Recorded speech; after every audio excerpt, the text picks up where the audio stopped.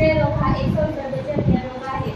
सामान्यतः या रोगाला टीबी म्हणून ओळखले जाते. मायक्रोबॅक्टेरिया या प्रकारच्या जीवाणूमुळे हा क्षयरोग होतो.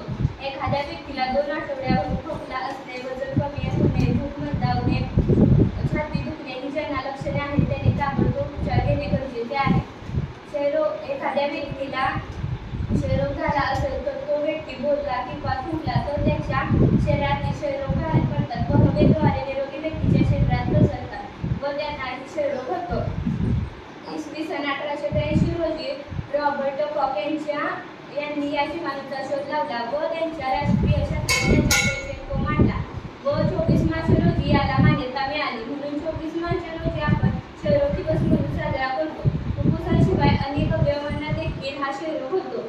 उदाहरणार्थ हडेसांध्याचा क्षयरोग, आतड्यांचा क्षयरोग इत्यादी.